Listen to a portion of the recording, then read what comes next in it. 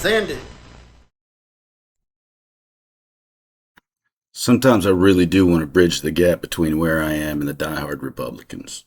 You know, I got guys that'll say stuff to me, like they call me bullshit or whatever. And well, I mean, I don't agree with your politics, but we're still buddies and stuff. And I'm like, wasn't necessary, bro. If I'm still speaking to you, we're fine, you know. But having people tell me that I used to add something to the conversation, or that I'm just batshit crazy, or calling me a libtard and stuff like that, people that were, you know, part of the circle. I just got old, and so during election season and immediately after, I kind of thinned the herd, and I had a pretty significant crash out and stuff. But anymore, I really am trying to reach out to people who maybe voted for Trump or didn't vote at all, who are like, okay, we got to do something about this, but man, I don't know what to think about all this stuff that's going on, right? And I still want to do that. But I gotta say, sometimes these guys will get on your comments and stuff, and they just do a lot of stuff to piss people off. And I'm not talking about those people. I'm talking about the guys who really think that they are participating in the conversation by educating me. And the other day, this guy says the DSA is the reason that the Republicans will stay in power for the foreseeable future. So listen, Yoda, nobody foresees such a thing but you. The Democrats are going to at least take back the House, and that's pretty well known. Polls, analysts, pundits all across the nation are predicting a solid Democrat win in the House and a competitive race in the Senate. The fact that you choose not to acknowledge that tells me that you plan to believe that the midterms were stolen, and that's disingenuous. You know, we're you're playing along with the propaganda at this point, and I'm not buying it.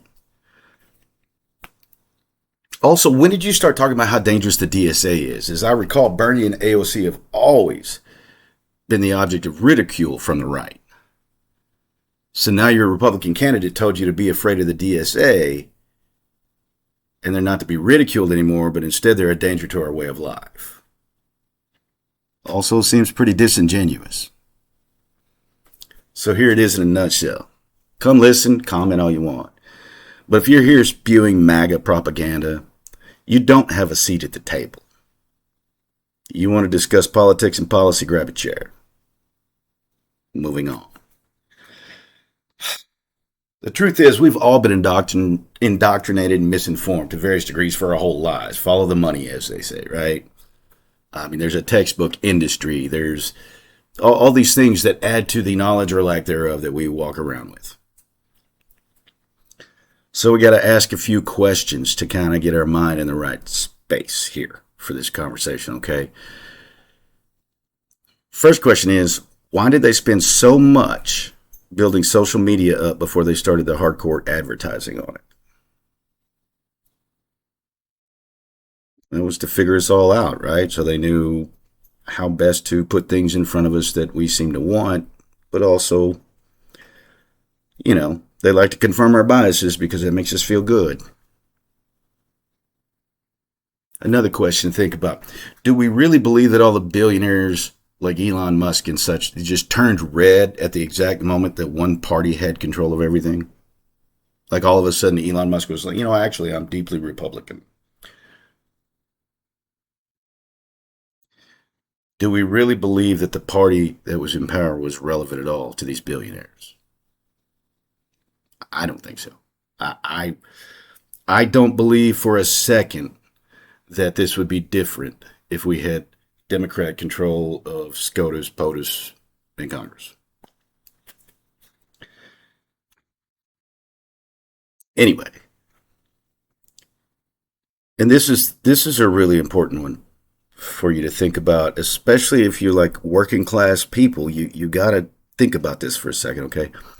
When did you begin to think of billionaires as a necessary part of your life, as a necessary contributor to the overall well-being?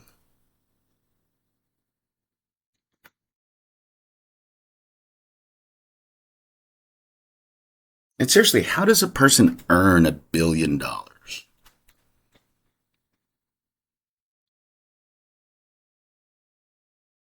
So we got to talk about private equity, hedge funds, and stock buybacks. I have to tell you for legal reasons that I cannot give you financial advice. For the sake of transparency, I am no more an expert in these matters than you are. I didn't do any research. I used several different search engines to learn the very basic information that I needed to understand the effects of the finance industry on us. I don't like to read verbatim on here, but I wanted to get that clear. I'm not an expert in finance. Don't ever, ever, ever invest money based on something you see on here because that would be weird as fuck. But this isn't about that. This is about how private equity affects us, how hedge funds affect us, and how stock buybacks affect us. Okay. Uh, so some of the things about private equity.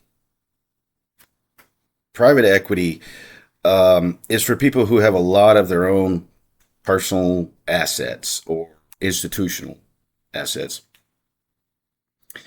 And there's laws against like you or I trying to get into private equity because it's for high risk, high investment. You know, some of it's pretty quick turnaround, some of it's not, but it's the kind of investing that would totally ruin most of us if we were to play with what little money we have to play the market with. So it's against the law for us to play. Okay. Um, Tax rules. Profit made from selling investments is taxed as capital gains instead of regular income. It's a pretty serious loophole. You can flip something for an enormous profit and pay a much lower tax rate, or none at all in some cases. Um, and that's something that, again, only wealthy people or wealthy institutions can do this stuff, okay? Um, as far as government oversight goes, there's registration required, but uh, they're kind of loose with the rules, right? And these firms spend a lot of money to influence lawmakers. So how does this affect us? Well, uh, one protection we have in the laws that exist in private equity is they won't let us burn our whole house down, throw our whole life savings in that at 40 grand or 100 grand or some shit. I mean, you got to have real big money to play the game. Um, the tax loopholes are a way for them to pay less taxes because it is an investment. And the reason behind that is not terrible. If you're not paying as much in taxes, you're reinvesting is the idea, right? But let's talk about the reality of it here. Okay. Let's talk about how people found ways to do it with less risk, higher profits, and we're going to talk about Red Lobster. So these private equity firms, I don't know, one of them, all of them, I don't know, but they bought up Red Lobster, right? And they just started running it into the ground, and they ended up getting rid of people, cutting costs, cutting costs until they could call it a loss. And then they just sold the real estate because, or actually, I think some of them are managing the real estate, leasing it out to other firms or whatever, because you're still making that profit without any of the overhead. You feel me? And you might say, well, it's their money, they can do that, blah, blah, blah, blah. But there's no protection against them doing that everywhere, and they are doing that everywhere. There are a lot of fast food joints that now belong to private equity firms. Real estate investment by private equity. They buy up all the homes they can as low as they can, and then they start selling them to real estate companies at top dollar. Jacks up real estate prices in your area. You know about this. If you've ever sold a house or bought a house, you know that the houses that have been sold most recently near you affect the price of your home. That's a pretty dirty pool. That's why the average cost of a home in the United States of America right now is $400,000. It's not the only reason, but it is one reason.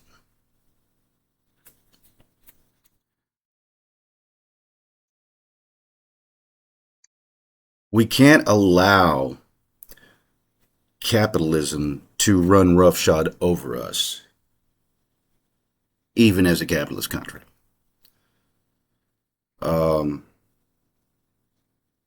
the rules keep getting looser on this kind of thing, right? Let's talk about hedge funds. Hedge funds are explicitly designed and regulated to insulate wealthy and institutional investors from risks that smaller retail investors face.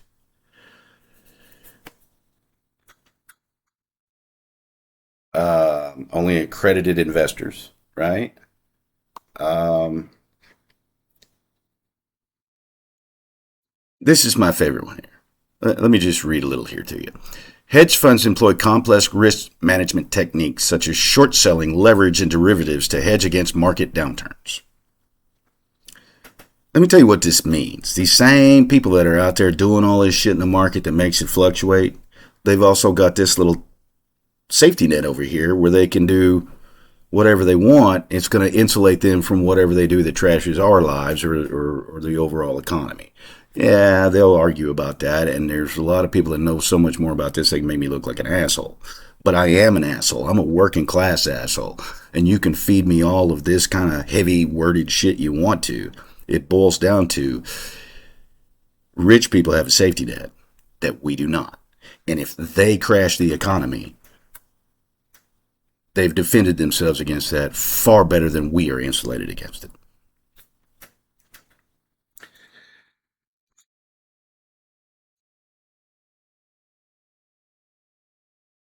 We aren't asking for all their money. We're asking that tax codes uh, are a little more fair and a little less loophole ridden. I want a safety net too. And if I got a hospital that's operational right down the road, that's part of my safety net. Let's talk about stock buybacks. Bottom line is, uh, historically, stock buybacks have been heavily restricted or prohibited across most major market economies because regulators viewed them as a form of stock market manipulation. It became legal in the United States in 1982 under the Reagan administration. How does this affect you? Well, it affects your wages. Money that could be pumped into your wages are being used to buy back stocks and therefore decrease the availability of their stocks and therefore increase the price of the stocks and things of that nature, right? They're playing money games up there at the top where all the money is anyway, instead of making sure that you are making a good living. Do they have that right? It's legal since 1982 under the Reagan administration. Did I mention that part? Anyway, all of these people have lobbies. All of these people that play these games are donor class people here. So they get their vote and they get their prestige of being kind of heavy handed about their wealth. And then they get to donate money here and money there and money everywhere. And they get to buy significant voice in our government. More than you have, more than I have. And the results of all that are the way things are right now. Your wages are stagnated while inflation continues to rise. Wealthy people have safety nets you don't have access to. Infrastructure is being neglected. Your access to healthcare is as much about geography and distance as it is about money. Education programs are being defunded in order to add money to the defense industry. Let me ask you something. Did you ever in your life, since you were born here in America, have you ever once thought, they sure need to pump some more money into the defense industry?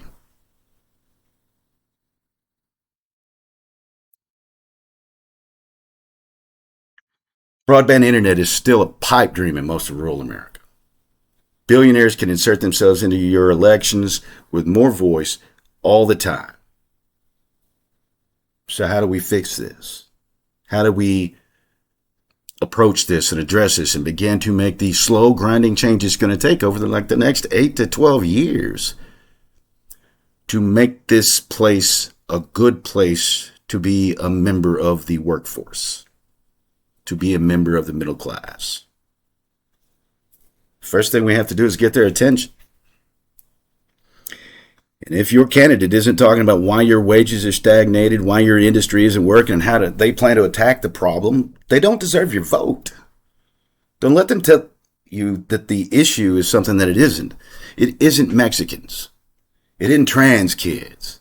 It isn't the DSA.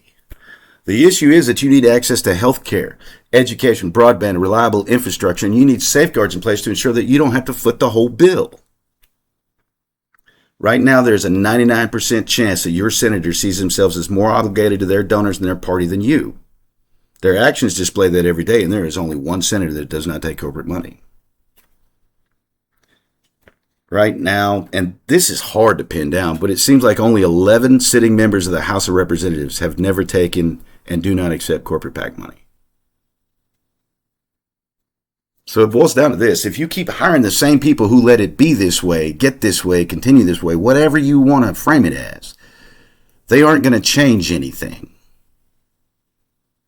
And your loyalty to a party that isn't doing anything to make your life better is just as silly on the right as it is on the left. If you understand these things, and if you can learn to ignore propaganda, I think we'll be fine avoiding the dangers and pitfalls of socialism over the next handful of years. But right now, we got to make some changes. If you feel that, if you understand why these things I talked about today affect you, tell the others. Thanks for coming by, and I hope you guys have a great rest of your day.